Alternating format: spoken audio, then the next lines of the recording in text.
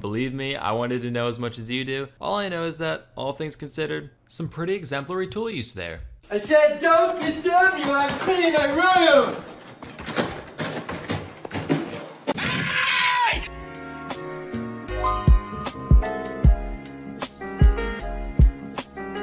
Some of you guys have been asking about salmonella, so I figure I'll go back and check out the ones about animals.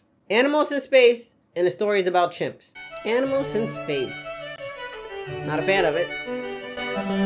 Hey kids, animal test subjects have always been an important facet of science, since they allow us to study physiology in more destructive ways than we could get away with on humans. So it should come as no surprise that, over the years, there's been a lot of creatures haphazardly thrown at the cosmos against their will. Here's a bunch of smelly animals that achieved more in their short lives than you ever will. Quick disclaimer, this is by no means a comprehensive list, not even close, we'd be here all day if it was. More so just a highlight reel of the ones I found the most interesting. So the Great Zoo in the Sky was first founded in 1947 when the US launched a craft containing a bunch of fruit flies 68 miles into the air in order to see what kind of horrible mutants would get made from all the cosmic radiation up there. Unfortunately, they were totally fine, so the Earth was like, hey, living things can go into space and not die instantly, supple. And the next year they decided to send up a rhesus macaque named Albert, which it seems kind of like jumping the gun to go from barely alive specks to basically a person in one step. If it were me, I would have thrown like a frog or a gerbil in between there, but whatever, I'm no cosmopolitan. Anyway, Albert died of suffocation on the way up and never really made it to space alive. Fun fact, this rocket was actually a V-2 missile stolen from the Germans after World War II. So just in case any of you have any sympathy for those Nazi characters, they're technically responsible for the death of a poor innocent space monkey.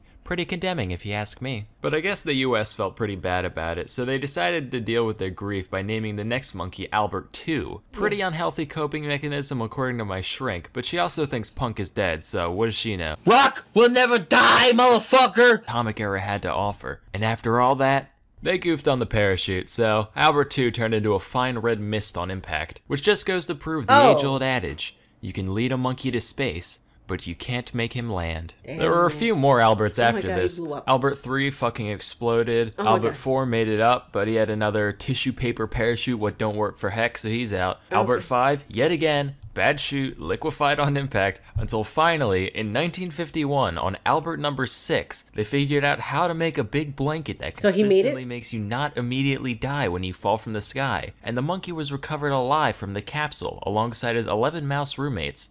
Of course, he died 2 hours later, but hey, still counts. Earlier that same year, Russia launched 2 little pupniks named Tsigan and Dizik, both of whom came back unharmed. These 2 were the first vertebrates to ever leave Earth and come back alive. Then in '57, the Reds snagged another achievement by putting the first living thing into orbit, besides the bacteria clinging to Sputnik 1, but they're losers, we don't talk about them. Specifically, they launched one brave and daring dog from the streets of Moscow, probably the most famous animal to ever go into space. You know its name well. That dog is, of course, Airbud. I didn't know that.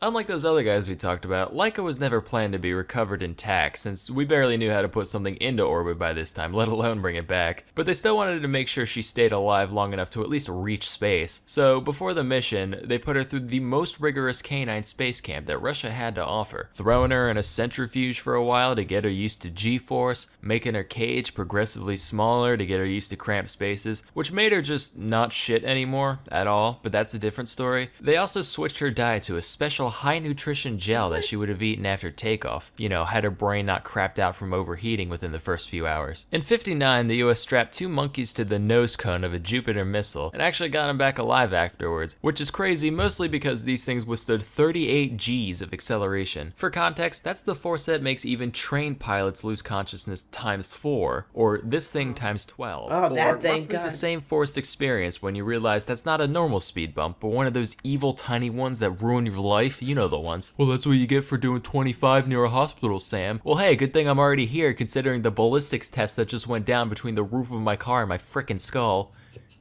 Jesus. So in '61, we graduated from monkeys to great apes, sending up a chimpanzee named Ham. Remember Space Chimps? Yeah, it was that. Frame for frame, Andy Samberg and all. What's special about him is that he was actually trained to pull levers and slap buttons while up in the ship, being rewarded banana pellets for completing tasks and getting his feet tased whenever he messed up. Sounds like a cartoon, I know, but I promise it's for real. Meanwhile, the Soviets were busy putting a big, bald, smart ape into orbit, no big deal. France saw the US and Russia sending up monkeys and dogs and felt left out, so in '63 they launched a cat into space and were like, yeah, that's cool and unique. I'm one of the popular kids now. In '68, the Soviets saw the rabbit making rice cakes on the moon and said, how about a tortoise for that hare, launching 2 of them into deep space, all the way around the moon and back to Earth, where they were recovered alive after their capsule landed in the ocean. Kinda cheating when you are your own crash suit, but an impressive feat regardless. Oh my goodness. I did not know there were so many animals up there, but you know, for science, right? For science. '73, we put mummy chogs in space. What's a mummy chog? It's one of these things. You put a fish. But real rough and tumble. Tolerates low oxygen, weak pressure, high salinity, dishwasher safe, Energy Star rated, you name it, sister. At first they could only swim in circles, but after a couple weeks they actually adapted to zero-G and figured out how to maneuver properly. Even more interesting, we also brought mummy chog eggs, and when these hatched, the little mummy choglets knew how to swim in zero-G immediately. Kinda spooky, honestly. That same mission also sent up some spiders, who managed to spin some webs. Trash webs, mind you, but hey, they managed. In '78, The Muppet Show aired Pigs in Space for the first time. In '85, we cut off the arms of a bunch of newts and sent them up to see if they grow back the same way. The reasoning behind this being, if a newt can't grow stuff back, then an astronaut with a paper cut probably can't either. Fortunately, they rearmed themselves at the normal rate, so all's good on that front. Around the same time, NASA actually had talks with Sesame Street about sending Big Bird up on the space shuttle as a publicity stunt. This is real. The plan ultimately fell through after they realized Big Bird is fucking giant and unwieldy at all times, literally the worst possible choice for a celebrity cameo on a space shuttle. Sesame Street was very popular back in the day. I wonder if it's still popular now. I know that's off topic, but I'm just wondering. So instead they sent a school teacher in his place. And then the Challenger fucking exploded. Yeah, I remember that. Let me reiterate. There is a timeline not too far from this one, where Big Bird is a casualty in the single worst astronautical disaster in history. A tiny evil part of me almost wishes that happened, like that's just so indescribably absurd. In the early 90s, we set up some baby jellyfish to grow up in space just for laughs. They figured out how to maneuver just fine, but when we brought them back down, they literally didn't have a concept of gravity and couldn't orient themselves properly in their new environment. Oh, that's being nice. A jellyfish is the easiest thing there is. You just kind of exist, maybe squirm a little now and then. So when you manage to somehow mess that up, you know things have gone seriously wrong. In 2003, the US sent up a bunch of invertebrates, including silkworms, spiders, carpenter bees, and harvester ants. Whoops, they exploded. In '07, some tardigrades went up, totally exposed to the vacuum of space for 10 days, which, surprise, surprise, they were fine. On that same mission, a cockroach gave birth, creating the first organism that we know of to ever have been conceived outside of Earth. And finally, in 2018, Elon Musk sent a big basket of mice to the International Space Station. Just, you know, 'cause he can. So those are just a handful of God's creatures who got to experience the majesty of not knowing up from down. If you're like me, you're probably a little jealous. Why does an ugly ape get to go into space, but I don't? I wish to bear witness to the music of the spheres firsthand, in a way that a lower creature could never appreciate. You know why you feel like that? Because you're a nerd. I do not want to enter space. I'm not curious about what's going on out there. I believe that there is shit out there. I won't know about it. It's cool that there is space out there. It's awesome how big this universe really is. I can only go by what the scientists are telling me and what they're finding. I'm pretty sure there's a lot more that we do not know, and I like to keep it that way. I like being ignorant to not knowing a lot about outer space. True stories about chimps. They got sent off to space a lot.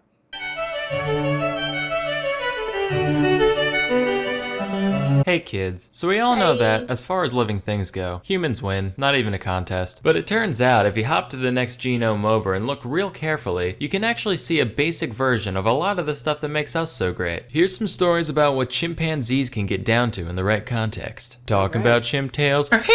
Now, North Korea's Pyongyang Central Zoo has a colorful history, from its humble beginnings as literally just 50 badgers and a fence, to the parrot they taught to recite poetry praising Kim Il-sung, to being the only place in Pyongyang where you can look at a dog legally. It seems the only thing that's remained constant throughout this zoo's life is that it's fucking depressing. Fortunately, both workers and animals alike found ways to cope, one of which is smoking. Azalea the chimp is currently 13 years old and is one of the shining stars of Pyongyang Zoo, purely for her ability ability to burn through over a pack a day. Now I like a good old-fashioned smoking chimp as much as the next guy, but whereas most zookeepers would probably try to talk her out of something so unhealthy, North Korean ones actually gave her supplies, just like, feeling trapped, welcome to the club, pal. Her skills are actually pretty impressive. Not only can she use it later, but in a pinch, she also knows that old schoolyard trick of lighting one ciggy with the other. Just a shame that her mind wasn't put towards something a little more healthy or productive. Wow. Nah, you know what? That's pretty dope, actually. I'm happy with that. Flashback to 1954. A chimp named Congo was born in the London Zoo. Little did anybody know, this ape was a prodigy. Out of curiosity, one of his zookeepers, named Desmond Morris, decided to give Congo a pencil and a piece of cardboard to see what he'd do. Almost immediately, he started drawing some rudimentary lines and shapes. Morris was like, whoa, and decided to let him try painting on for size. And what he saw was incredible. Congo created these beautiful renderings with a blend of realism and self-expression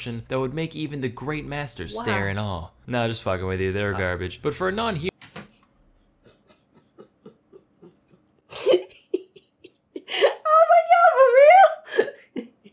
I mean, for a monkey, I guess that is pretty cool, right? It's like, you know, kindergarten class. They're able to do it. Just like a chimp is able to smoke a cigarette. Okay. Nah, just fucking with you, they're garbage. But for a non-human, there's still something to be appreciated here. Congo had at least a very basic sense of composition. Like, you can see there's some balance to the images. Matter of fact, when his handler would make shapes on one side of the page, Congo would deliberately mark up the other side to maintain some kind of symmetry. He also had an artist's sense of self-entitlement, because whenever his owner tried to take away a picture before Congo thought it was finished, he'd literally go apeshit, all throwing a fit and screaming till they gave it back. But hey, painting done by a chimp. You know who likes pointless novelties like that? The incredibly rich. In 2005, 3 of Congo's paintings were up for auction next to works by 2 obscure little artists known as Andy Warhol and Pierre-Auguste Renoir. And while the 2 actual artist pieces went completely unsold, these 3 beauties got picked up for the scant price of over $25,000 US.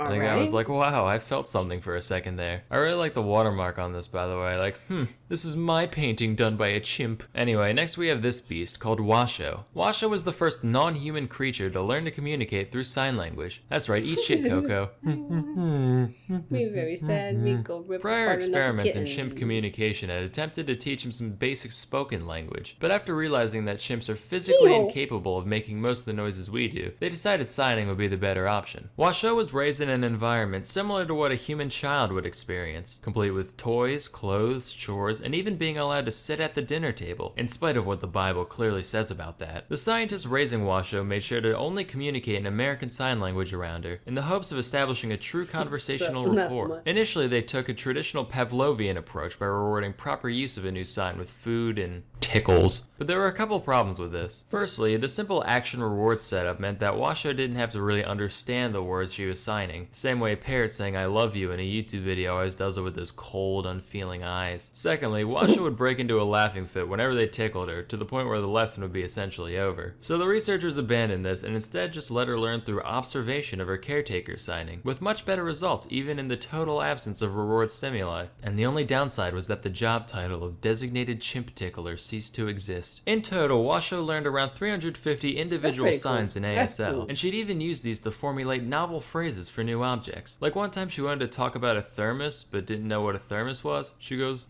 metal cup drink. Metal cup drink. We do same thing for over 1,000. A similar story comes from a chimp named Lucy, who was raised by one Dr. Maurice Temerlin and his wife, Jane. The tale of Lucy's life is why this woman is now officially the 3rd most famous woman named Jane who worked with apes. In the same vein as Washoe, the pair attempted to gain some insight into Lucy's weird chimp noggin by raising her like you would a human. You know, dressing herself, using silverware, making tea, looking at magazines, pretending she knows what a word is, all that jazz. But as Lucy matured, things took an ugly turn. For one, since she was brought up in a basically human environment, she eventually discovered the time-tested human pastime of alcohol. The pair would leave bottles of gin around their home with Lucy, which, I don't know how you'd make this mistake twice, but it was apparently a common occurrence for them to leave her alone for too long and come back like, honey, I think the monkey's fucking wasted. Again. Another one of her hobbies was sculpting crude human heads out of poop. Her own poop, to be clear. They also left some copies of Playgirl magazine around for Lucy to flip through, which she became very fond of. So fond, in fact, that she was caught multiple times, having relations with the vacuum cleaner. I don't understand the mechanics of it, cause no source I found ever went into detail, and believe me, I wanted to know as much as you do. All I know is that, all things considered, some pretty exemplary tool use there. I said don't disturb you, I'm cleaning my room! The pair saw this and they were like, alright, we gotta get this chimp laid, and fast. But the problem was, Lucy was conversing with people, eating with people, flicking the old chimp bean to people, so it's not a stretch to think that Lucy thought she was people. So imagine you're people, and you get thrown into an enclosure with a full-grown, horny male chimp. You'd have a fucking panic attack, and that's just what Lucy did. As the years went on, Lucy got more and more violent, regularly trashing the place to get out the frustration of not being able to comprehend what was so fundamentally unnatural about her existence. Finally, the couple had enough and decided to take Lucy to a primate rehabilitation center in the Gambia, with the hopes that she could be forced to acclimate to primate life. She could barely cope with it at first, getting real depressed and hardly associating with the other apes. But Well, then... she'd be depressed too if you had to give up a life of American luxury complete with booze and vacuum fornicating to go live with chimps in the wild. But with the help of a graduate student named Janice, Lucy eventually came to accept her fate, and although she'd never mate with another of her kind, she ended up getting along with her troop well enough. About a year after leaving the rehab center, Janice came back to visit. If you think there's anything wrong with this image, you deserve a word that I can't pronounce. Therapy.